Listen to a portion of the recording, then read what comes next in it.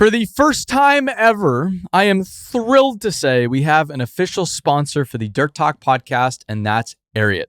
I've worn Ariat boots on every job site I've visited over the years, traveling in them across 5 continents. More importantly, I have yet to find a single project where working folks, unlike me, are not wearing Ariat boots and workwear in every condition imaginable. And there's really good reason for that, and that's because it's phenomenal stuff. And the more I've learned about Ariat and the company, the more I've loved their brand. So with this, Ariat is offering any Dirt Talk listener 10% off their next Ariat order at ariat.com/dirttalk. That's 10% off boots, jeans, and workwear at ariat.com/dirttalk or at the link in this episode's description. With that, let's get to the show. I think it's okay to have a healthy dose of fear. Like I do think you should be God-fearing, in that way. But you can't be scared to walk. No. You can't let it paralyze you. Yeah, but exactly. I think it is good. Like I even I think I was talking to my brother, and he's like I'm not really afraid about this, and I'm like, Tyler, you should be afraid. Like if you're not afraid, that's not a good thing, man. Because I'm afraid. I'm terrified, but I use that productively. I don't use that as an excuse not to do things. I use it to motivate me. Right. Like, hey, this is going to happen if I don't do this, so I better get on with the program here. For sure. Yeah, fear can either stop you in your tracks or make you run as fast as you possibly can. Yeah. And there's no other really 2 ways, I don't think. You're either gonna stop or you're gonna take the next risk and make it work. And that's basically what we did this year. Yeah. How long have you been going now? Since 2018. 2018. Okay. So we started same year. Yeah. Yeah, I started beginning of 2018 too. All right. Yeah. How old are you? 38. 38. Yeah. Okay. And when did you come on? About 1.5 years ago now. Okay. Yeah. So right in the midst of the storm. Yeah. Okay. Perfect time. Yeah. Yeah. You jump in. You're like, what have I done? Yeah. Yeah. No, I was glad to be there. Honestly, just God put me there. That's how I feel. Yeah. I mean, that's it's what it is. Yeah. That is a big part of it. So, yeah. What did you get started doing initially? So I went to school for construction management at Western Carolina. Okay. And graduated and went to work for a company called Shara.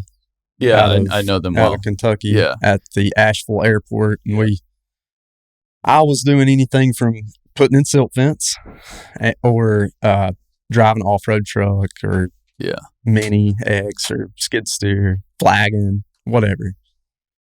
And they started having me kind of travel around to all of their projects with Duke Energy.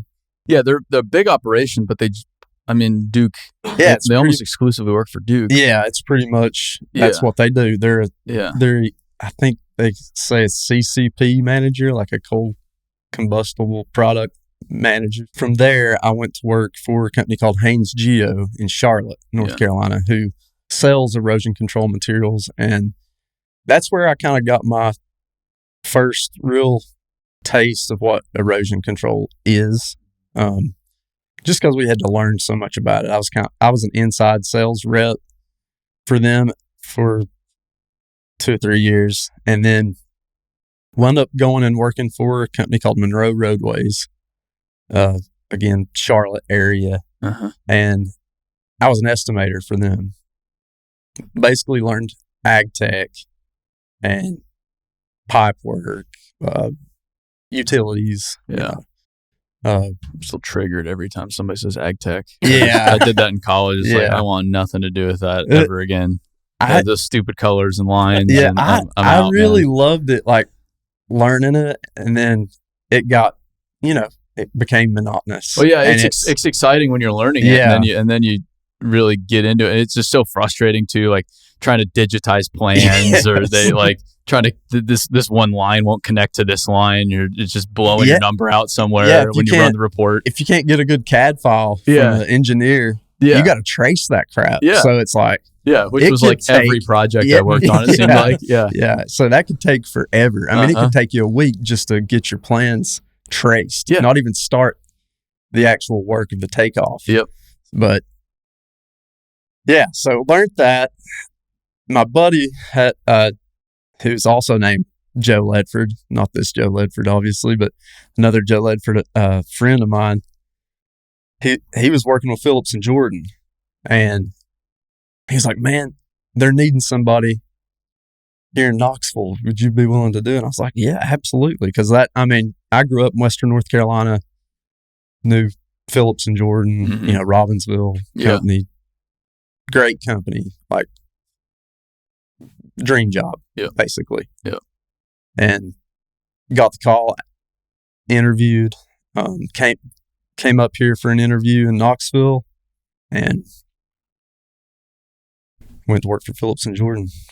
So when did you go out on your own? You said 2018, but was it after Phillips and Jordan? It was basically right after Phillips and Jordan. I did a brief stint of work with a local concrete contractor in Knoxville. Yeah. That I'm good friends with, and after that was completely on my own. And actually, Ledford and Parker, that Joe Ledford that I was talking about earlier, they gave me my first project. Okay. And what was the first project? It was Jackson Lake subdivision. It was about 16,000 feet of silt fence. Yeah. And we went and put it in probably 3 weeks, I guess. And had it wrapped up and didn't get another job for like 3 or 4 months. Sure. So you get that first job. Had you quit your job to get that job? Yep. And then what did you do for the 3 or 4 months?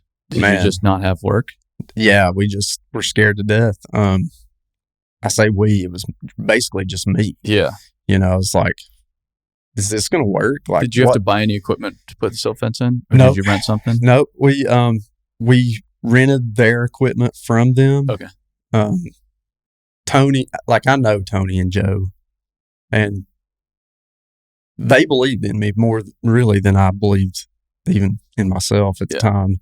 I'd always knew that I'd probably start something on my own. Didn't know what it was going to be. Erosion control, I knew it. I knew what it, I knew the products, knew how to do it. Felt very comfortable. Yeah. And has a kind of a low entry fee to start. Yeah. So it's tough work. It is tough work. It's very tough work. It's erosion control. I grew up in Arizona. I didn't know it. I didn't know what erosion control was because dust control. What do they do? Well, dust control is the big thing in Arizona because that's what they fine you for. Yeah. And so contractors care about whatever they get fined for. Exactly. And so you go to somewhere in North Carolina, you get fined for erosion control, and so erosion control is buttoned up. But that's like somewhere in Tennessee, it's like kinda a thing. I feel like, we're definitely gonna do it, but if it doesn't, if it's not perfect, that's okay. And then you go to other places, it's like just what why would we waste our time? That's stupid. Just let it rip. I mean, it really depends state by state, county by county, absolutely, city by city. Everywhere in the United States is different with erosion control, SWIP, all that. For sure. I mean, and you really need to look at the topography of the land. That too. And the dirt, the material. The material. It has a huge play on that. The weather. Right. Yeah. Exactly. I've heard it's been wet out in the Carolinas recently. It's been a wet year. It has. Yeah, everywhere. Feels like Southeast has been wet. Yeah. But I guess to explain erosion control to somebody that doesn't understand erosion control, it is you want wherever you put the dirt, you want it to stay. You want that dirt to stay on site. You want that dirt to stay. Water tries to move it around. That's it. And erosion control prevents that from happening. There you go. Is that the simplest way you could put it? Erosion control is the due diligence of trying to prevent that to happen. Sure, yes. So, it's inevitable. Yeah. If it rains on your job site, you are going to have some erosion issues, Yep. no matter what. Yep. Doesn't matter what contractors doing your erosion control. And there's some great ones out there. There's some great erosion control companies out there that we admire and look up to. Yeah. And I feel like it's not necessarily competition. It's more like they're our coworkers. Uh-huh. We work together with these people and fight the battle. So, but yeah, I mean, if grass grows, fescue grows in 21 days, no matter what. Nobody, doesn't matter who planted it. Yeah. You know what I mean? It's Well, like, but that's the challenge is when you're doing earthwork, especially in a place like North Carolina, yeah. it's probably wooded pine, something like that. Yep. Grass. All of that's the natural erosion control. Right. All that's naturally keeping the dirt where it should be for the most part. Exactly. You remove all of that. Now nothing's keeping it together. Yeah. Cut the trees down, strip the topsoil. Yeah. And now it starts to unravel. And you've got a problem. Yeah. And so anytime there's trenching, earthworks, anything of the sort, you all are involved to try to sloping. Yeah. Any kind of development activity whatsoever. Yeah. You all are involved in trying to keep that all in check. Yeah. During the process, and then trying to restore some of that natural erosion control when those activities are done with Precisely. grass, stuff like that. However the engineer designs. Yeah. Or sees fit. Sure. Yeah. Yeah. I think erosion control is interesting too, because you're one of the first ones into the project. Yeah. We are, yeah. Is that right? Yeah. I mean, it's cool to see. There's one in Hendersonville. It was cool to like go out there and look at it before it started. Sure. And then, you drive past it 8 months later. It's like, oh, where's that valley at? I mean, what's going on? Yeah. But there's also, I guess, challenges associated with that because you're the first ones in there. For sure. I mean, the biggest thing that I'll hear is it's ready. Mm-hmm. And it's not ready. It's far from ready usually. Clearing's not, cleared enough or whatever. But, that's typical. Yeah. Everybody's got a schedule. They want to meet. Yeah. When the green light goes, I mean, it is us, we're the start. So, that signifies the beginning. So somebody can get out there. It, typically the pushing stops. Typically the first one's in and often the last one's out. Sure. Yeah. Get the grass. Yeah, because you're there throughout the duration of the job too. Correct. Because there's a maintenance associated with it. Yeah. Some can be. There can be. Yeah. A lot of contractors will have a crew that may not be busy that can touch up silt fence or unload silt fence or put another check dam in or whatever. Yeah. And so a lot of guys will do that themselves, but we get maintenance all the time for work around here. And it's just jump to whatever project's needing. Well, the it's work probably done. we need you here yesterday. Yeah. Something blew out. Yeah. We exactly. got way more water than we thought we would. Yeah. And it's a mess. Yeah. Or they call you the day before the storm, and it's like, we got to get this done. And, you try your best to get stuff done. And sometimes it's just, it rains anyway and washes everything away. Sure. So I guess the main, like the front lines of erosion control is silt fence. Typically, is what's typically used in this area. Yep. And it's quite literally a fence. That's it. Yep. To stop silt. Yep. That's like what, 2 feet high, 3 feet high? It's 3 feet. About 3 feet. Yep. But then you have to put it in the ground. It's a 36-inch fence, trenched in 6 to 8 inches. Yeah. And then, you've got, depending on where you're at, you may have metal T-post or wooden post to hold it in place. Yeah. And then sometimes you'll have wire backing. Yeah. And then the fabric. Super silt fence when it's a chain link fence, and then you tie the silt fence to it. That's always a good one to. That's a lot in North Carolina. Yeah, like you put in the chain link fence, or it's an existing fence. You put it in. Oh, so it's a lot more sturdy. Yeah. Oh yeah. Yeah. It's holding up. Yeah. I mean, it's a 4 foot chain link fence. Post aluminum what are they? 10 feet. 2 inch, 3 inch posts. Yeah, about 2. Every 10 feet. Large corner posts. Yeah, and then I mean it's serious. Do you drive the post by hand? No, we did on that job. We got an intern. We let him. Yeah, that's a long day, man. We did on that one job because I mean there was only like 1,600 feet of it. Okay, and some of it was pretty uphill. I mean, yeah.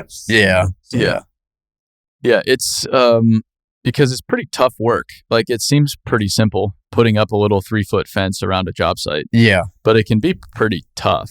I haven't done a lot of it honestly because it can be really tough. But. Right. I mean, there's, we joke about the hard hats and stuff. Yeah. With even needing them, there's nothing falling out of the sky when you're putting in a silt fence to hurt you. Yeah. But, with that being said, that the people installing the silt fence are the most at risk of getting hurt with the post. And you see a lot of silt fence have a like an orange top. Mm-hmm. It's just like a safety cap. Yeah.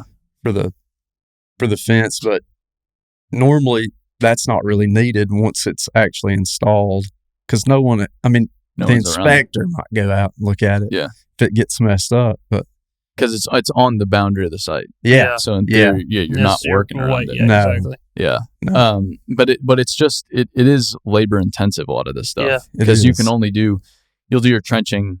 Mechanized means what? Mini excavator, skid steer? Either a mini excavator or a skid steer with a trencher. Yeah. Yep. So you'll try to do as much of it with a machine as you can. Mm-hmm. Right. Bring that stuff out there, moving material around, but ultimately it's still pretty you're still labor intensive. Yeah. You're working. You're earning it. Yeah, for sure. That's a hard day. Me and Clay Bunting, I cannot not mention Clay. Bunting. He's an all-star. He's their operations manager. Mm-hmm. But he and I were talking the other day about, you say you put in 2,000 feet of silt fence in a day.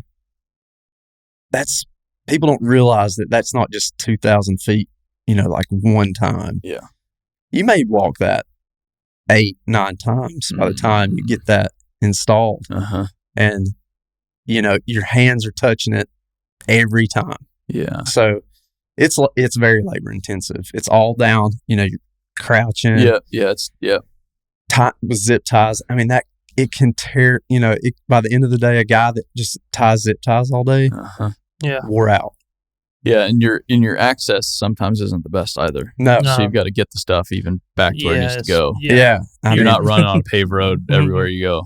No, it's either skid steers or side by sides. I mean, without a side by side, we'd be lost. I mean, our trucks would be tore all to hell. Uh-huh. I mean, it'd be bad, Yeah.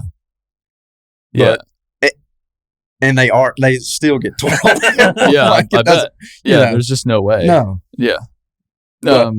And so how have you grown the business over the years? Has a lot of it been word of mouth? A lot of it has, yeah. A lot of it's been word of mouth. LinkedIn has been a big part of that. Has it? Yeah. Because you said you share a lot on there. I see your stuff on there all the time. Yeah. So that's helped you out. Yeah, it's definitely been helpful. I think people are sleeping on LinkedIn, man. Even today. Yeah. It's crazy. It's done nothing but good things for our business. Oh, from a hiring standpoint, from a sales standpoint, from a brand awareness standpoint. For sure. And you can what I love about LinkedIn is you can say, I want to go target Phillips and Jordan, P&J. Yeah. I just look up Phillips and Jordan and then go to people. Okay, who's all the different people that work at Phillips and Jordan? And just say connect. And then, maybe like 20% of them accept. Some of them will. People just will accept anything, honestly. Yeah. And then now they're seeing your stuff every day. Yeah. And so it's like, it's the only, it's the only social platform you can really tailor who you're trying to go after on, which is such an advantage. No cold call. You don't have to cold call this person, and you just have to explain to them what you're doing, and that's it. Or before I call somebody, if it is cold, are they following along? They're following along to LinkedIn. Score. they've been seeing my shit for 3 years or whatever it is. We've been connected since 2021. Yeah. Awesome. And then I talked to him. Great conversation because y'all they've been seeing my shit. They already feel like they know you. Yes. I've never spoken with them, never talked to their company, but they know me. It's like, how could people not be all in on this? The first thing I went to for this company was a solar farm summit in Chicago with our operations manager, Clay. And a girl up there was like, "Is Thomas here? I've seen his stuff on LinkedIn." One day I just picked it up and called the phone because I was liking what he was posting. So, I mean, there you go, right there. It's wild too. Because, and like for me, I always think, man, what do people know what I'm doing? Like, people don't really know what I'm doing. Maybe I'll just give them away. That was my thought. Like, I'll show them what we do. Yeah. And try to explain it a little bit better because, so you're growing grass. People think other things. Well, it's not the Tennessee Weed Company. It's Thomas Wilson Contracting. But it also helps you, I think, with your existing customers because if absolutely, say I'm a young engineer on a site development project, I'm the guy probably in charge of the sill fence. SWIP. It's not going to be the boss in charge of sill fence. Typically, that's one of the things. Like just figure it out. Yep.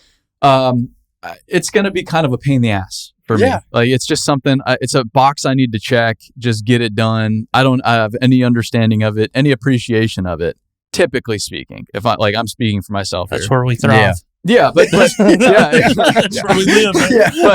But there's an opportunity to educate people on here's what goes into it and here's why it's so important and here's what good work looks like.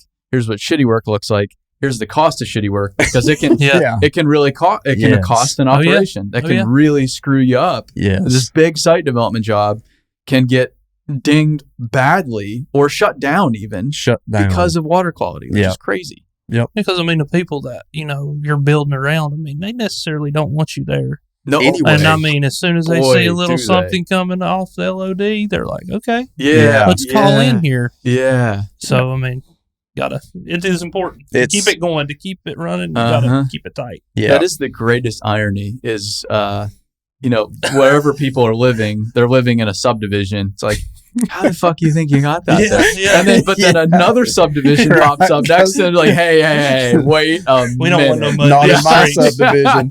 No mud knee streaks ever. And so then they're the ones on the phone, calling in, hey, these I see your silt fence blown over. Yep. So, thanks for noticing, John. It's like when I first started, we parked the hydroseeder in a neighborhood. Gosh, man. And Brandon, let's put our number on there. Bad idea. Sometimes, because I don't know what her name was. Let's say Karen called and was on us for weeks. Like, move this thing. What are y'all doing? Your tires on my property. You talk about scared. I was scared. I was like calling the people we were working for. Like, I'm not there. Like I'm 3 hours from there. It was here. It was basically in Nashville. Yeah.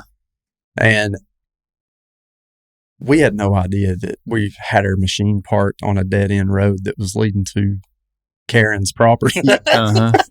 So that happened. I think the second company I worked for, we were doing a big subdivision outside of Phoenix, real big subdivision next to a new subdivision. But people are living there now. Go figure. Yeah. But they were not stoked about the construction right next to them. Definitely not stoked. And so we're standing there first thing in the morning, and I'm like 19, so I'm still like just on edge on job sites, honestly, because I know I'm out of place. I know I'm not supposed to be there. I know I can't really help many people. I'm not worth a lot. Yeah, I'm kind of a liability. Yeah, and so I know my place. Yeah, exactly. That's how I felt when I was with Shar. I felt the same way. They're like, you actually want me to drive that truck? Are you sure? Okay. So still a little on edge, and it's a big job. So there's probably like 80 guys at that at the morning meeting every morning, and the site superintendent, he's like, throughout the talk, he's like, hey, who the fuck parks the 308 over there? And it was like the first day I'd ever run the 308 because the guy was sick, and they're like, can you run it? I'm like, yes, I can run it. I had no idea what I was doing.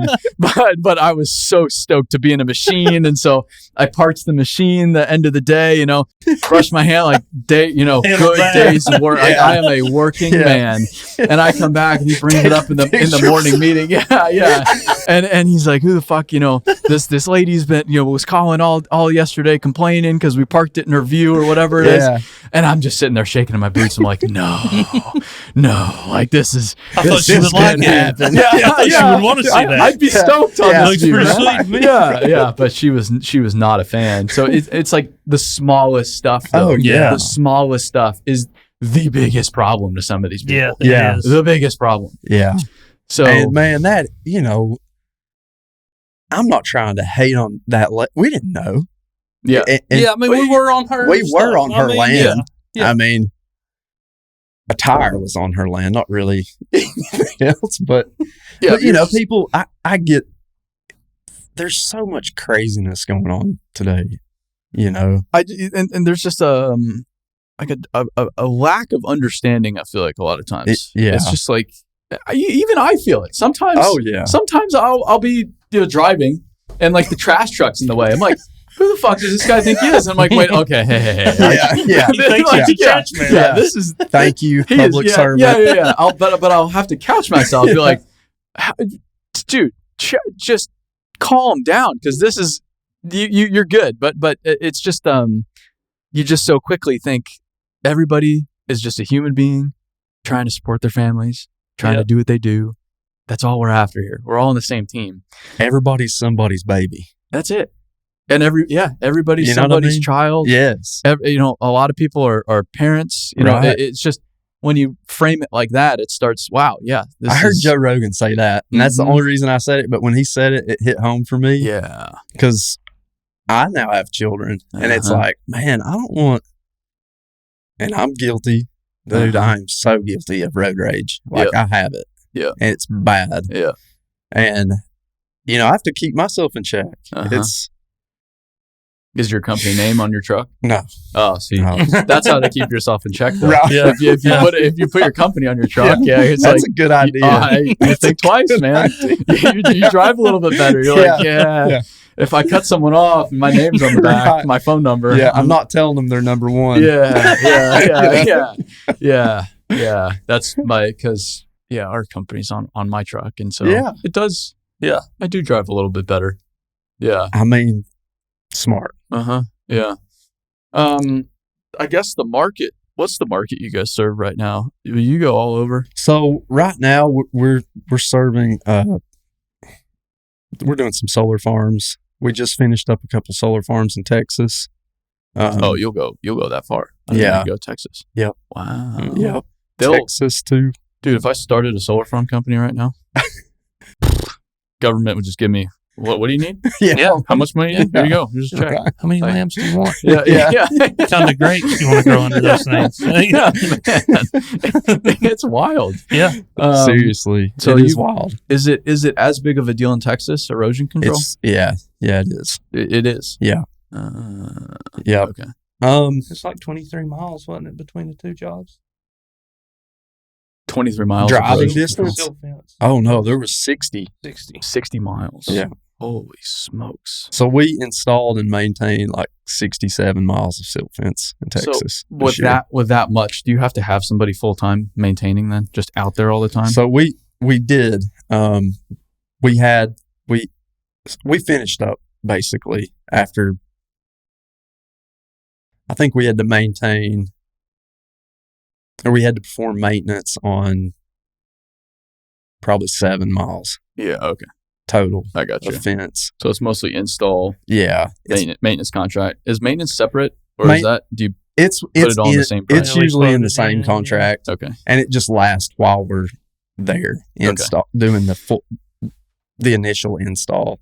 And then once we finish the install completely, they'll take over the maintenance. Sure. And our guys will come home and I got you. And then you'll come back to remove it all. Yeah. Or they'll do it. They'll do it. Yeah.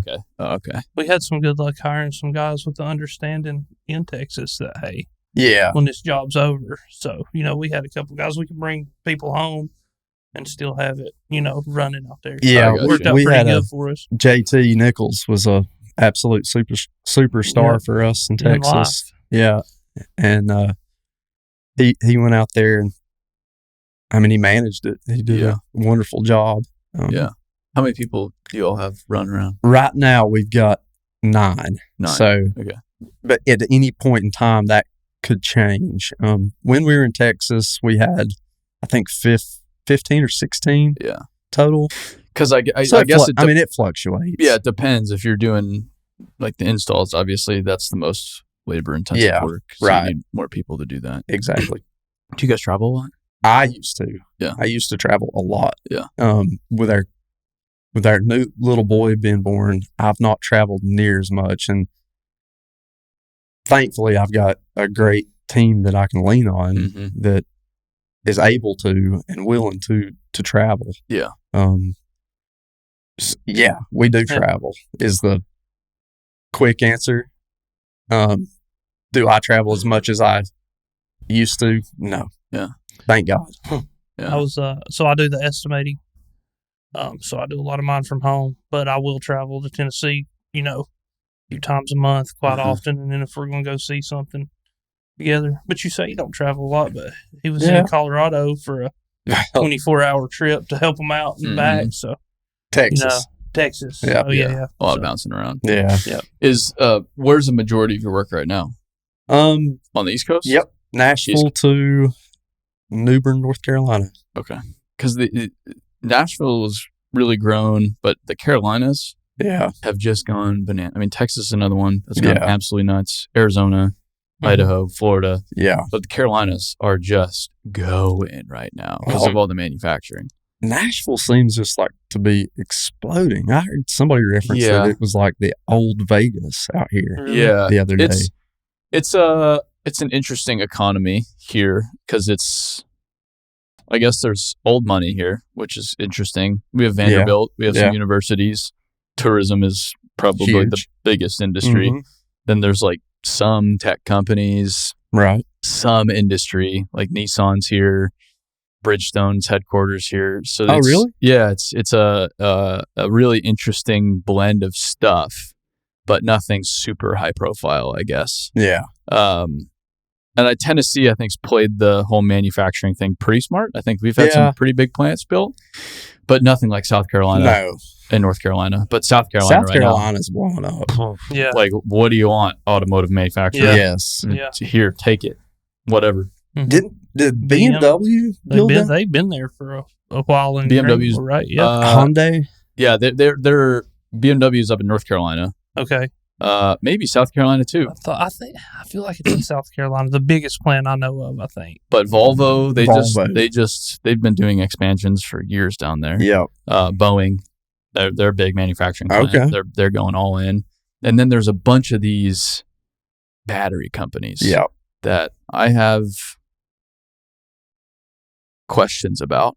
Yeah. To say the least. But these companies you've never heard of building like the biggest project in the state. You're like, right. What? Well, excuse me? Yeah. What, this is the biggest project ever in the state? They're all like, all these projects are just like, I have never heard, where is this company from? Malaysia? Like, it's private. Who are these guys? It's all, sort of.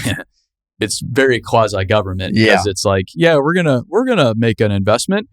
How much can you give us, federal government? Oh yeah, we'll give you how many billions you want. You need to buy these green incentives. Yeah, so like it doesn't pencil without the federal government. No. But I also can appreciate everybody's making hay while the sun's shining. True. But the earthwork out, I don't know did you ever go to the Ames job? The Toyota job? No. Oh man. Yeah, what was it? Greensboro? Oh my gosh. Up. Yeah. Is that Greensboro? North Carolina. Yeah. I mean that must have been like a 4,000 or 5,000 acre site. Holy cow. There's one in South Carolina right now. I know it's a 5,000 acre site. Like these are monster That's sites. Crazy. Yeah. And I can only imagine the erosion control is that battery? On a 4,000 acre. Yeah. Oh my gosh. Is it manufacturing batteries? Yeah. Are they just building the batteries there? I don't think anybody knows actually. Yeah. But no, I think that's a great question. Right. I don't know. No, I think it's also manufacturing too. Okay. For I know there's purely battery plants, and then I know there's EV manufacturing plants. Okay. I guess Tennessee, we got the Blue Oval project. Yeah. The jury's Memphis. Yeah, the jury's very much still out on that project. But the Memphis, that was a huge operation. Huge. So I guess there's big stuff here too. Yeah. But the South in general. I mean, Georgia's blowing up. For sure. The manufacturing coming into Alabama, Mississippi, big projects. Really? Yeah. Oh yeah. It's crazy. What did we do in Mississippi lately? We went to a landfill down there. Mm-hmm. So we do work on some landfills. So what will a landfill need typically? Landfill typically needs, if they're building a new cell, obviously silt fence. Oh, so they're digging. Okay. Hydroseeding. So the full gamut of erosion control. You can let her fly to landfill with some hydroseeding. Yeah. Landfills, I think, are fascinating, but explain hydroseeding. So hydroseeding is it's not new. It's actually quite old. It was invented to go on a slope. And I think a lot of people get confused about that, and they think, oh, this stuff, it comes out green, it's fast, it's going to grow grass faster, it's going to, this is the green. Magic. Yeah, it's green. Is green. Yeah. This is the magic thing for growing grass, and this works every time. But yeah, it doesn't. It fails too. But hydroseeding is a blend of mulch, fertilizer, typically lime in the southeast. We have to put lime down because of pH issues with soil. Okay. And whatever grass seed that we need to plant, or whatever type of seed that we're needing to plant. I mean, you could plant wildflowers or grass seed or whatever you want. Sure. But it's mixed up in a slurry. It's got kind of like a batch plant, if anybody's familiar with like concrete. Gets mixed up. You let it mix for 10, 15 minutes and turn the clutch on, spray it on a slope. Typically within 21, 30 days or so, you're going to see some grass. It is pretty slick. It's very slick. It's almost like a magic trick. Yeah. Just in theory, wherever you spray this stuff, the grass grows, which is pretty neat. It is cool. Yeah. I mean, I've seen it growing on like guardrails and rocks, Yeah. truck beds, my own sides of the truck. Yeah. But yeah, it's really cool. But, I think people think that it's a magic cure-all. Yeah. Sometimes. It's gonna grow for sure. Yeah. They've got it. Yeah. And it's tricky because that stuff has to cure not just like concrete, but it has to cure out. It has to harden up. There's tack in it, which allows it to stick to whatever it's sprayed to, but that stuff has got to cure. Sure. And it takes about 24, 48 hours. And you've got a pretty good, if you've had it on there for a couple of days, you're pretty well in the safe zone. If it's calling for a weather event. If you spray it today, it rains heavy tomorrow, you can just wash it all off. Oh yeah. Absolutely. Okay. That's happening. Yeah. And then your soil's not always good enough to grow. Exactly. Stuff. Yeah. And a lot of times. Oh yeah, it's topsoil. Yeah. And it's sand. We'll find out. Yeah. It's topsoil. It's about 1% topsoil mixed in with fill dirt. Yeah. Because I guess, to just explain the basics to people that don't know, you strip a site, the good stuff's only the very top. Yeah. And if you're a top-notch site contractor or any site contractor, you should scrape all that stuff off. Pile it up. To save it. Because that's the good stuff. Yeah. But that doesn't always happen. It doesn't. And so they might say, yes, this is topsoil, we're good to go. Yeah. But it'd be with a Don't worry about exactly. that. Yes. Yeah. Yes. What do the specs Look say? at Just all spray whatever the organic specs. matter. Yes. But so you might just have normal dirt, which doesn't really grow much, if anything. It doesn't have any nutritional value for that seed to germinate in. And so a lot of times it's good for the contractor, like before they do anything, just to get a soil sample of their project and send it off we take ours to like the co-op, and it's $20. I mean, it's cheap insurance to make sure that your site's going to be able to grow grass, because the specs might say put 400 pounds of triple 19 per acre. Well, this soil sample is going to tell you exactly what to put in, what it's lacking. Okay. How much, what to put in, and how much of it to put in. So will you sample everything you have to seed? No. Not always. A lot of times people will want to do that as an afterthought, like when things aren't growing. I got you. Most of the time the specs are good. Yeah. And if there's a section where it changes or it's outside of what the specs say, you might have a ruling for a change order even. Mm-hmm. So it just depends. I guess that's the interesting thing with seed and silt fence and erosion control in general. It's in the plan set. Yeah. So it's part of the plans. Yeah. I mean, it's a good starting point for everybody to bid at. Yeah. It's apples to apples across the board. So but there is engineering behind it, and there is a specification to meet. Yep. This is the standard. You got to be here. It's not like do your best. Right. Yeah. You do cross your fingers. Yeah. You are building something. Right. I guess to put it in a better. Yeah, it's a permanent structure. Essentially, your grass is a permanent structure. So a lot of the grass you put down is just in theory going to stay there. Yeah, forever. Once the slope is done. The only thing that we do that's permanent is grassing. Is hydroseeding the only way for grass though? Isn't there like a blanket kind of thing you can put down? So there's so many different ways you can spread grass or plant grass. Yeah. There's drill seed. You can drill seed it. Oh. You could just throw it out by hand, or like just broadcast it with a huge hopper. Okay. And a tractor. I guess I worked in Washington State briefly, and we were working for this guy Fred, and he was just a character, missing a few fingers on both hands, and like one of those guys, and just worth a ton of money. He had this quarry at Kiewit. We were paying him just loads of money to take rocks from this place, and he just wore the same shitty coveralls every day. just looked like a mess. This guy. But we probably saw the earth dude though. As good as just as good as it gets. Yeah, perfect quarry owner you want to be. It's not like one of the big corporations. God help you working with one of those. But there was like a road around the quarry, and this was before I had 4-wheel drive perfectly figured out, and so I'd slide around every once in a while and get pretty stuck once in a while.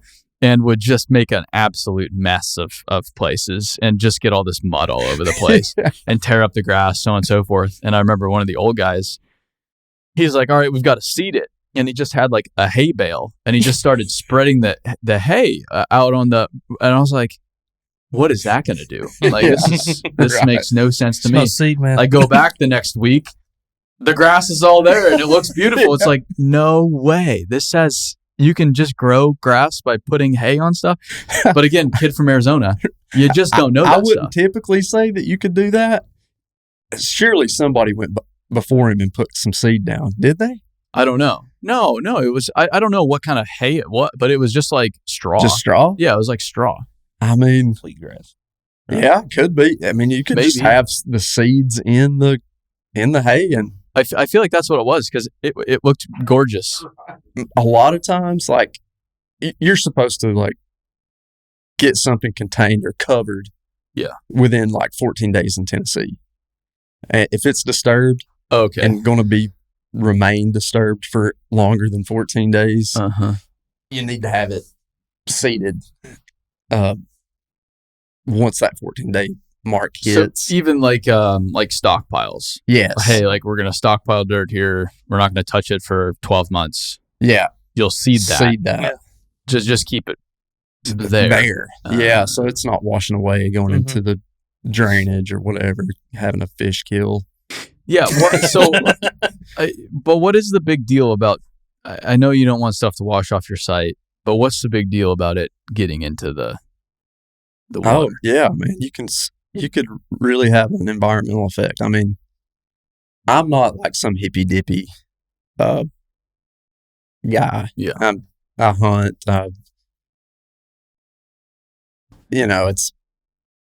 but it's important. Like, it's real important. I'm a fisherman. If a lot of dirt goes into a waterway, it can have a very negative effect on like the oxygen level within the water. Okay. And surprisingly, fish need that oxygen in that water. Yeah. So to breathe and to live, and that there's been some serious problems with some solar farms that I've seen washing away into. It's been bad. Yeah. So it does cause serious issues. Yes. Yeah. It can be. Not just to the wildlife. If you affect the fish, you're affecting just like everything that eats that fish. Mm-hmm. So outside of that creek, or little mussels that live in the water, anything that's surviving on that wildlife in the water is going to be affected by that, and that can be a big deal. Well, I guess if you wash enough into areas too, you can start to mess the drainage up. Mm-hmm. And Absolutely. start change flows and all that as well with that much material in there. Yeah. And so the different agencies have inspectors. Right. Like DOT has an inspector. Like DOT. Yeah. So it's similar vibe. Yeah. Where there's people, their full-time job is just to enforce. Well, to make sure that people are doing their due diligence and doing the best they can to keep the erosion at bay, to control it as much as they possibly can, to keep it on site. So if there's problems and it was one of your jobs, are you on the hook for that? I would say so, yeah. Yeah. Well, it's really the owner of the SWIP. So a SWIP is a stormwater pollution protection plan. Uh-huh. And SWPPP, everybody in the construction industry, if they've been around it for a year or so, they've probably seen a SWIP. Mm-hmm. A lot of newbies, that's what they'll be doing whenever they go to do, like, maybe estimating. They'll be doing a takeoff for the erosion control. Yeah. And they might be calling people like me to get a number from us for silt fence or seeding or whatever. Been there. And me too. And that SWIP is an engineered piece of, it's a document. It's almost like I compare it a lot to a safety plan. Uh-huh. Safety plans need to be able to change. Uh-huh. And so do SWIP plans. SWIP plan is something that the contractor can use at their advantage to cover their own butts, basically. Uh-huh. But if it's installed outside of what's on the SWIP, it needs to be redlined on the SWIP drawings. And so when an inspector comes, say from the state, you can show them, hey, this wasn't on here, but we had some real issues. We put in check dam leading into some silt fence, and think we've got it managed, but that's just a hypothetical scenario. Because I guess the plans are the theory, but as we know, engineering doesn't always get it right. Right. For plenty of different reasons.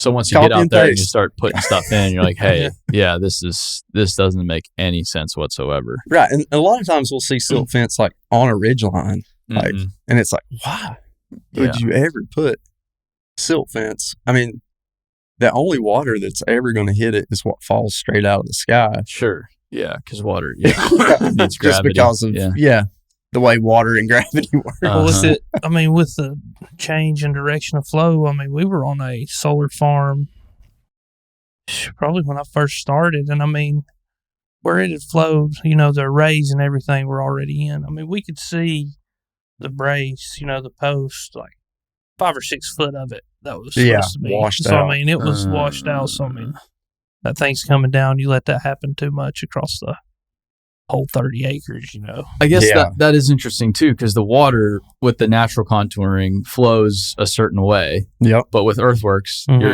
modifying the contouring, changing the whole, which then modifies the way the water interacts with the site. Exactly. That's interesting. Yeah, and I think that solar farms, and I'm not trying to kick anybody, but I think they could do a better job of controlling that flow around the site. Maybe storm drainage or something. Put in, because it's rarely that you see even just a ditch, just a normal ditch by a road. They're using all the property. As much as they can. If put them in, put a solar panel there, you're making more money. Exactly. Yeah. It's interesting too. In North Carolina, I know there's a lot of ponds. Because this is just stuff you don't really think about. But if you build a giant box, or even like a parking lot, the water would go into the ground on that area naturally, but now the water doesn't go into the ground. And now you've got to put it somewhere. And so all these North Carolina sites especially have these gigantic ponds. Basins. These giant basins. Do you have any involvement in any of that stuff? So we'll put in what they call baffles in those basins, and it's a fence. It's another fence. Typically there's 3 rows of it, and it looks like jute mesh. It's actually called core fiber blanket, but it lays over the top of a 9-gauge wire, and you put T-post every 4 feet. And the theory is that when that water rushes down to the outlet point, we'll call it, that it'll catch the larger debris, like leaves and sticks and whatnot, that's going to flow through that. And that does a good enough job. And then typically we'll seed the slopes, not the bottom of the pond, but just the slopes, the inside slopes, and mat. A lot of matting typically on those ponds. What is matting? So matting is like that double net straw blanket. It's rolled erosion control product. And then it has like the giant staples. Okay.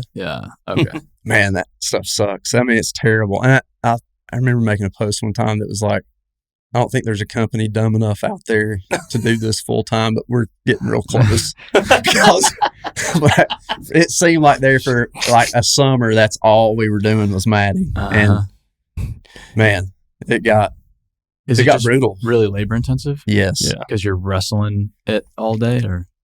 Yeah. And you're working on a slope all day. Right. Exactly. On a flat ground. We were starting in South Carolina. We had another landfill. We had another landfill, and we were starting at like 3 a.m. I think we were starting at 3 a.m. We worked from 4 a.m. to noon. Why so early? Because it was hot. It was so hot. And I mean, it was just killing us. I mean, we'd be dog dead tired if we went in at 8 or 7 and worked till noon. It'd be kind of like over with. You'd be toast. So getting up a little earlier in that cooler morning air helped a ton. But I'll never forget that project. Yeah, I guess that's another thing. When I was working, everybody would start way earlier. But I feel like in the South, honestly, the South is just more laid back when it comes to work culture. I feel like it's just not as much of a hustle. And so it's like 7. We start 7. So 7. 7's good. At 7. Yeah, like that. Like that's insane, man. 7 o'clock. That's crazy. That's late? like. Yeah, that's like the standard around here. Like, especially if you're pouring concrete in Arizona or Texas summer, you've got to be done by 7. By 7, like done. You're not getting anything done after that. You got to have that stuff raked out, whatever by 7. By the time the sun hits it, Once sun's up, you're done, man. So it's just a different game out there. Yeah, it's wild. Yeah. Yeah, those mats are interesting. I haven't dealt with it a whole lot. I just know the staples. Yeah. You think it's like you'll have bruises on your hands and your palms. So do you just whack them in with your hands? That's what I do. Really? Yeah. Huh. If the ground's soft enough. Yes. Yeah. And that's where the bruises come from. But there's companies that make sticks that you can use, but it slows you down. Sure. To have to try to get their particular. It's not cost efficient either. Like some of these tools that are for the erosion control industry, it's not. And at the end of the day, rate. Yeah, the person with the lowest bid wins the job. So you can't always use these highfalutin contraptions, fancy tools. Yeah. But do you get carried around by some customers as well? So Garney's been a really good team member for us. I just had a call with them. Really? Yeah. Well, yeah. I mean, good. Just Ben Ramsbottom. Yep. Ben. Shout out Ben and Zach Bloomfield. Okay. Really gave me my first shot after that job with Ledford and Parker. Okay. Finished up. Because I feel like there's a cost component to what you guys do, but at the same time, it's nice to just have somebody that is going to do a good job. Yeah. Just come in right. and just carry them around where you need to go. Yeah. Mm-hmm. It makes sense to me. But. Yeah. And, those projects in Texas are very real similar. We did one for the same company back in 2021. Yeah. And, it's that was a blessing having them call us this year for these couple of projects. It really helped. And we'll probably go back in November to do another one. I got you. Is it a lot of bidding to keep up with this stuff? Because these projects are pretty. And I'm bidding all the time. I Yeah. mean, I'm trying to put out 5 a week, 4, mean, just and good ones, not just throwing numbers out there trying to not the really go through them. Not the Applebee's. Yeah. Well, because it's probably a tough market too. I mean, it's like the market I guess I was in with the media stuff. Mm-hmm. I got in it because you just buy a camera. There you go. You have business. Yeah. Like Right. like that's the kind of the reason why you got in it. Yeah. Low barrier to entry. Right. Yeah. But then it also becomes, blessing and curse. Yes. It becomes part of it because anybody can do erosion control. And I say that anybody, quote unquote. But there's probably just people nipping away all over the place. Just a new company every day and somewhere. Just like you just asked him, I mean, there's a lot of people carrying guys just like Garney and Ledford and Parker, they've got their TWC, so it's hard to get in front of them. Sure. I was listening to your question and answer podcast on the way out here, and you talked about like building your business with some reliable people you knew you could work with well. Yeah. Ledford and Parker, Garney, Moss, those, that's where a majority of our business, repeat customers. Yeah, shout out to Pickett Industries too. Yeah. Eric Feet and those boys. Those We've are talked to them good, briefly. Those are some good people. Yeah, I don't see anything wrong with depending upon these bigger companies, good people at these bigger companies. I don't see anything wrong with that. The right people in the right spot. The right people, yeah. And typically, our pricing is still, it's fair with whoever we're bidding against too. So, and bid against us by all means. If you're listening to this podcast and you're an erosion control person, bid. I mean, there's work for all of us, and there's not a company around that can do it all. And if they're saying it, they're wrong. Yeah. So I'm happy to, I've helped guys bid work before that just were starting out, and it's a privilege to get a phone call from somebody that's never done this before and wanting to chit chat and get something going. Yeah. Well, it's quite fun, honestly. This one gal, she messaged me on LinkedIn. I don't know, because I'm busy, they just assume I'm very hard to get a hold of. But it's like if somebody messages me, I'll typically get back to them like, "Hey, can I meet with you?" Yeah, sure, you can meet with me.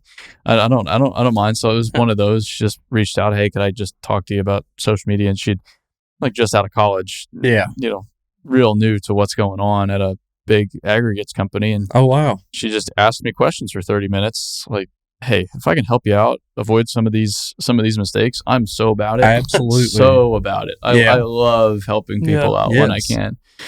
And I think it's true for everybody, but that's also, I've played that in a different way too. Like, a lot of people struggle with the older generation. Yeah. I never really have though, because I've just been, if you're just so curious and so genuine and wanting to pull it, it's not that hard to get these guys to talk. No, it's not. I was probably, was in production manager for a lot of my life. But man, them guys that are like 50 or 60 that just, they don't show up late. They come to work. They might need an extra cigarette break, whatever. Yeah, but right. I mean, they're getting it done. Uh-huh.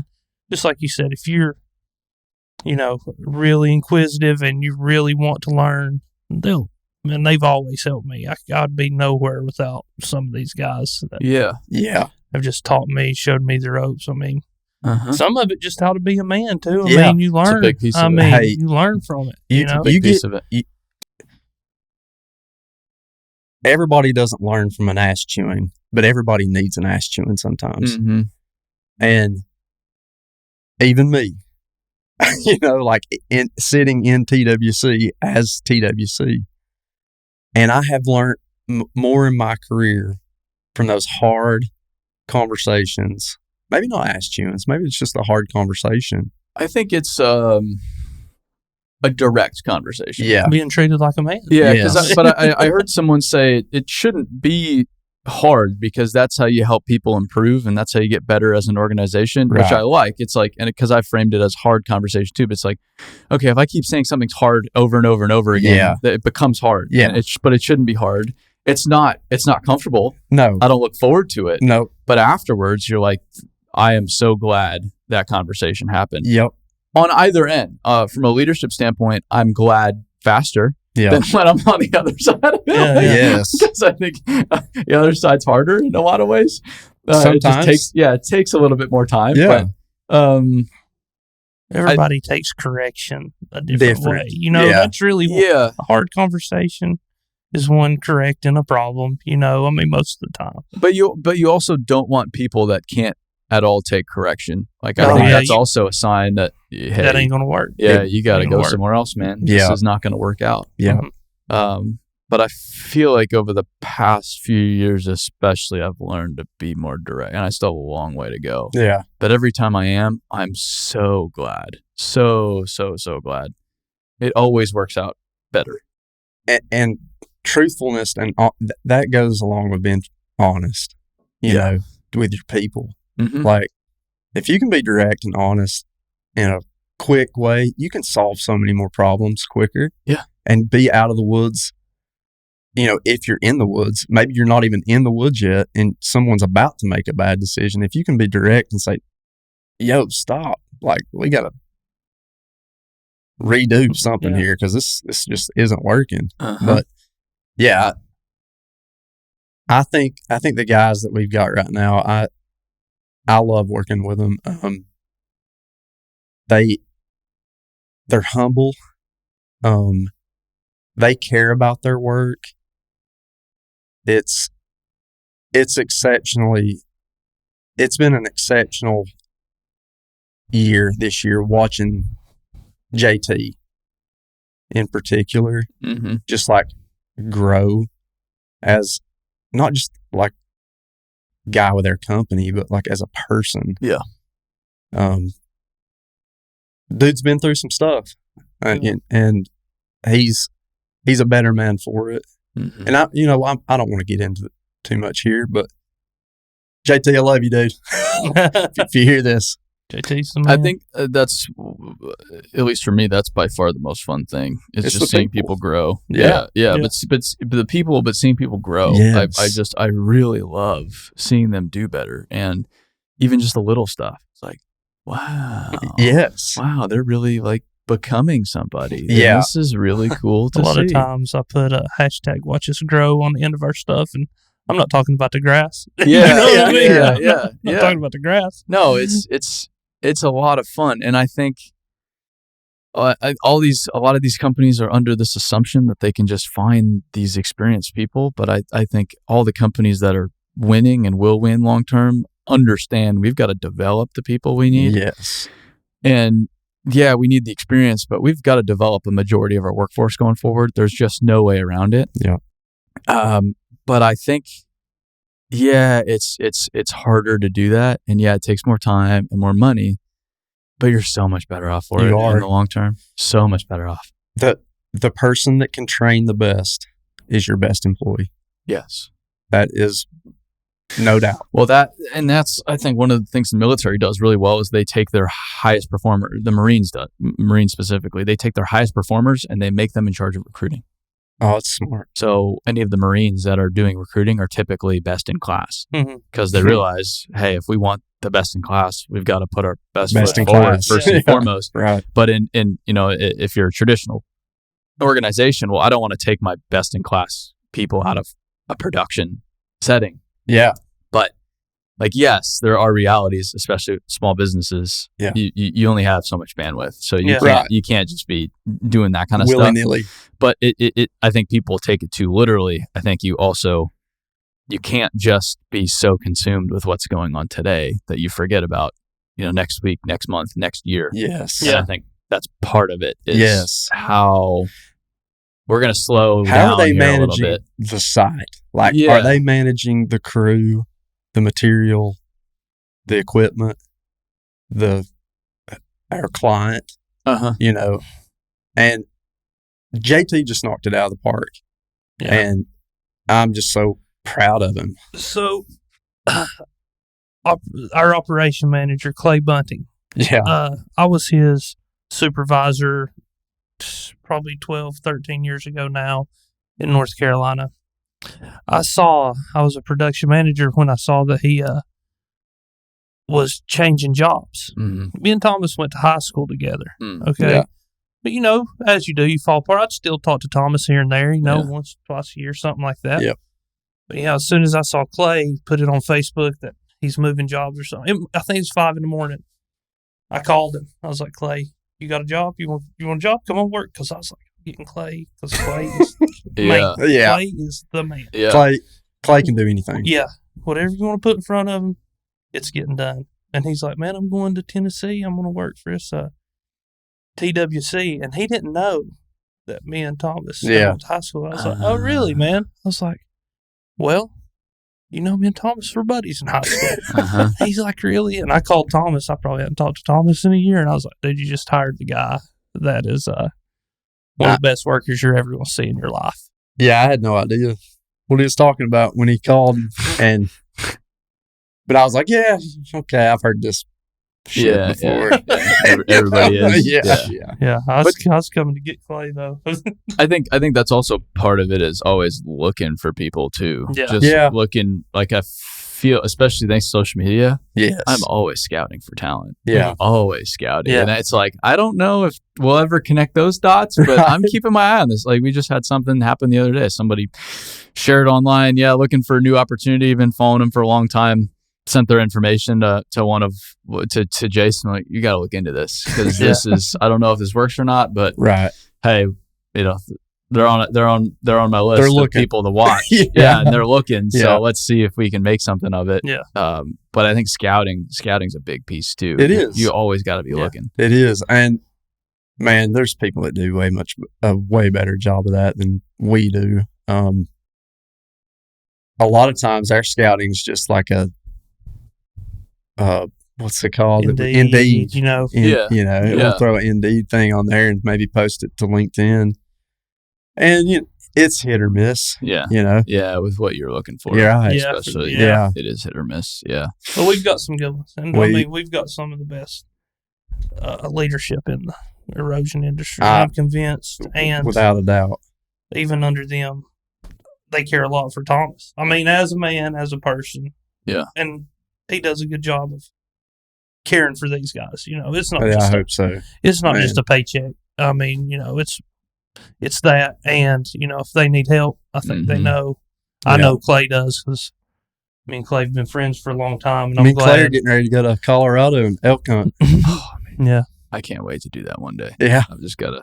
We're getting a backpacking. Save up, man. Yeah. Going to chase elk with a bow. It's an expensive hobby. It is. If you get something, let me know. I'd love like a pound or two even. Yeah. You'll have to come to Knoxville or Andersonville and I'd happily drive. Oh, hell yeah, man. Man, yeah, good elk. There's just nothing like elk. No, I love it's so good. But I just never really get my hands on it. I mean, you're so busy, man. I know. You really. I'd eat it every day though if I had just ground elk. So if anybody's listening, if you got any spare, send some to Aaron. Hit me up. Yeah, get Buc-ee's to sponsor us. Happily take it. Does Buc-ee's have elk jerky? Maybe you need to get Buc-ee's to sponsor you. But that's not the good stuff. That's the grazed stuff. You've got to get the stuff that's farm raised up in the mountains. That's just fucking living, dude. Like just grinding out there. Man, I'm so excited about this. Yeah. One of our other buddies on the way out here sent us this him bugling. That's it. And me and Claire are like, hell yeah, man, that sounds awesome. Man, I ain't never heard of Have you ever been? No, this will be my first time. Yeah. And I went back last month. Me and my buddy Jerome who's going with us. We went last month and did some scouting for a week, and that was my first experience just walking around camping up in Colorado. But beautiful.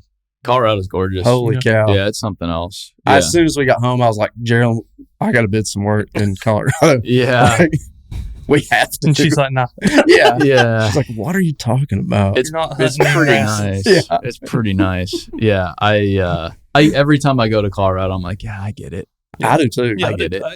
I get it. I do too. I know why 70's packed out on Friday evening going towards the mountains. Yeah, but that's the problem with Colorado. It's just so busy now. True. Oh, man. That's why I'm more of a Montana guy. Yeah, okay. There's just still nothing out there. Not a lot going on. No. And it's so much bigger. Yeah. So it is. I mean, that really is. I mean, that's kind of like the perfect.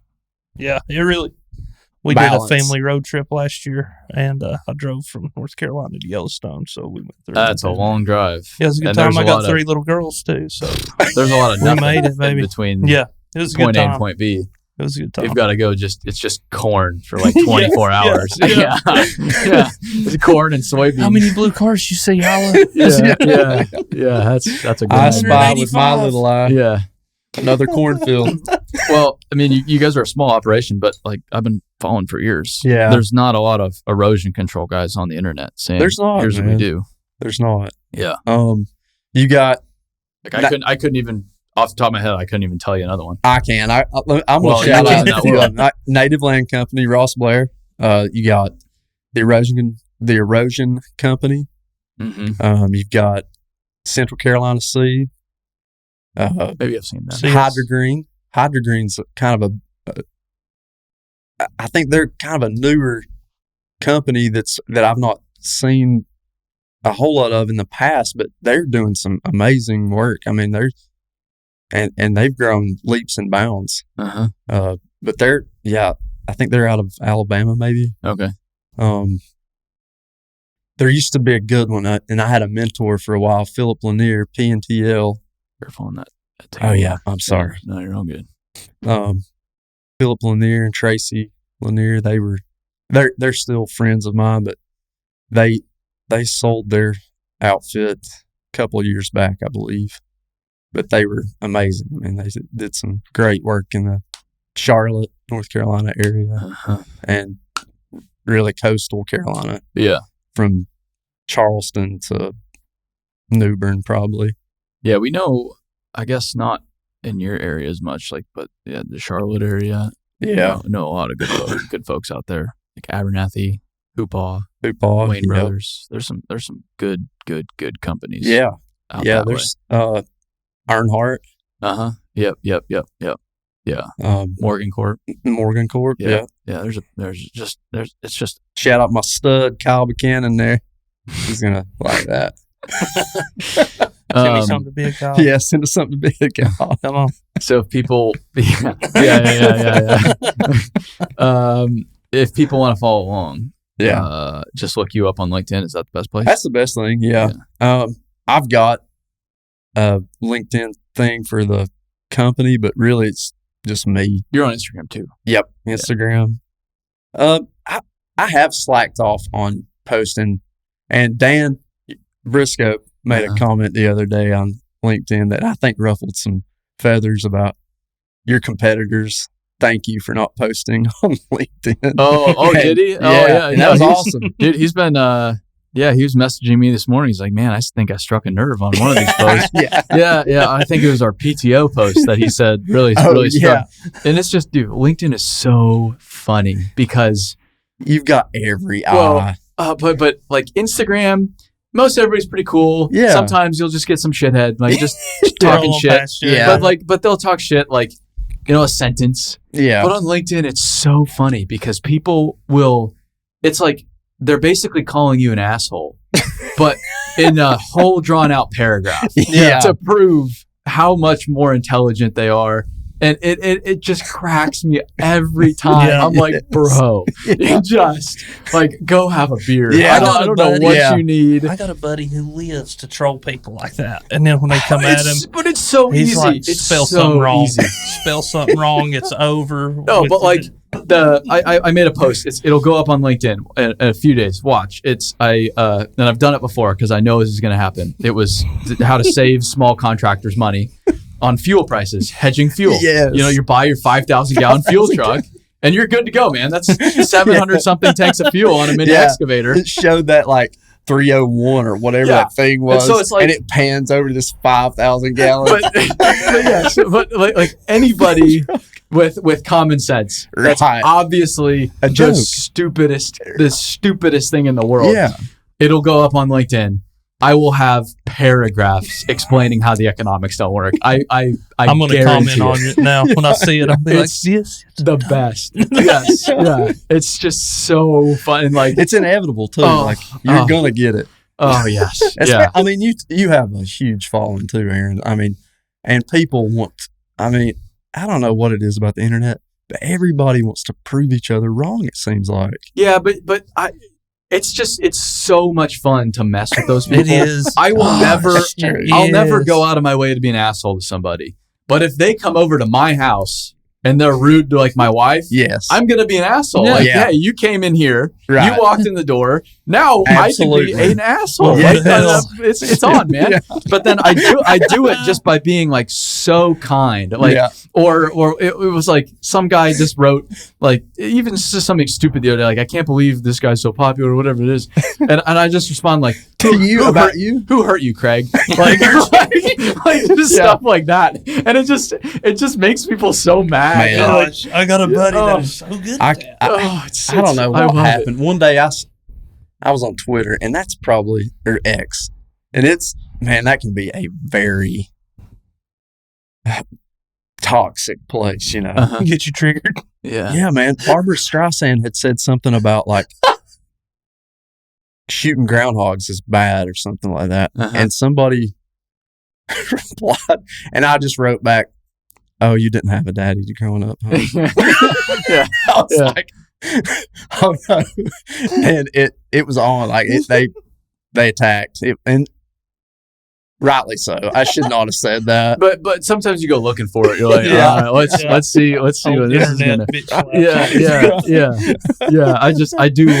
I do. You know exactly what you're doing. Like, let's see how many people I can get angry by a well placed stupid comment, and then just sit back and giggle when they say stupid stuff. I love the comments in general. Like, like man, I was watching a post this morning, and someone just said the comments. I'm like, yes, this is one of those.